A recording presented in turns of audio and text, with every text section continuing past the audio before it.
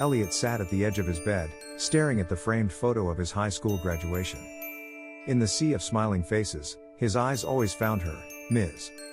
Arden, standing at the back, a faint smile gracing her lips, as though forced into existence by the weight of her students' joy. It had been years since he left the small-town school, but not a day passed without thinking of her.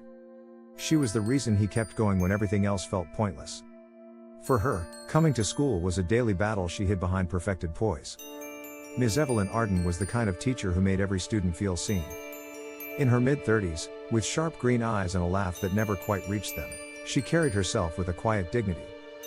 To most, she was the epitome of grace and strength, a beacon in their chaotic teenage lives. But to Elliot, who sat in the third row every day, she was something more. He never missed her English classes. It wasn't just the way she read poetry, her voice weaving words into magic, it was the way she listened. She encouraged every question, every thought. But as Elliot grew older, he began noticing the cracks beneath her polished surface. The long pauses when she thought no one was looking. The way her hand trembled slightly as she adjusted her glasses. She was beautiful, yes, but there was something fragile about her, like a flower barely clinging to its stem. And Elliot, young and naive, thought he could save her. Ms. Arden's life outside the classroom was a secret, though whispers floated among the students. Some said she lived alone. Others claimed she'd been engaged once, but he'd left her. The truth was far more harrowing. Evelyn had grown up in chaos, a childhood of neglect and abuse she never spoke of. The scars ran deep, and every failed relationship only dug them deeper. She sought solace in others but never in herself. With each disappointment, she grew more convinced of her unworthiness, of the idea that she was broken beyond repair. Still, she smiled for her students. For them, she could pretend. Elliot tried to bridge the gap, always finding ways to linger after class or volunteer for group discussions. He'd ask about her favorite books, her thoughts on life, anything to hear her speak. But Evelyn was an expert at keeping the walls up. She'd deflect with humor or steer the conversation back to the curriculum. One afternoon, as the school year wound down, Elliot worked up the courage to stay after class. "Ms. Arden, are you okay?" he asked, his voice barely above a whisper. She looked at him, startled, and for a moment, her facade cracked. Her lips parted as if to speak, but she caught herself.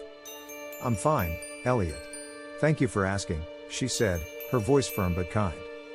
Then, with a practiced smile, she added, "You should be focusing on your future, not worrying about your old teacher." It was the last real conversation they ever had. Elliot graduated that spring and moved to the city for college. Life swept him away, but Evelyn remained a constant in his heart. He often thought of going back, of telling her what she meant to him. But he always stopped himself. What could he offer her? What could he say that she hadn't heard before?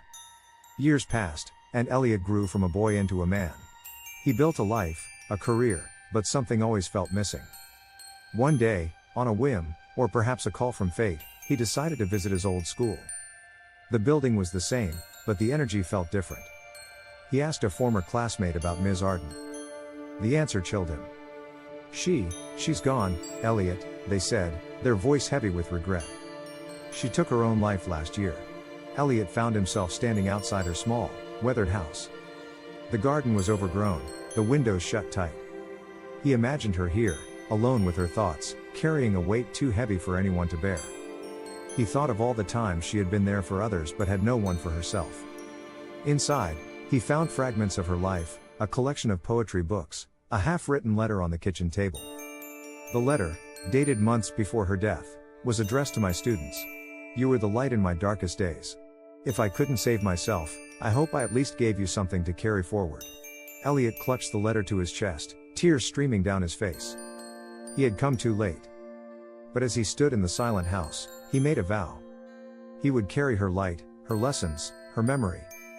For Evelyn Arden, who gave so much and asked for nothing, he would make sure her story wasn't forgotten. Epilogue: years later, Elliot published a memoir titled The Last Lesson, dedicated to the teacher who saved him without ever knowing it. It became a bestseller, inspiring countless others to see the unseen, to reach out before it's too late. And though Evelyn Arden was gone, her light continued to shine through the lives she touched.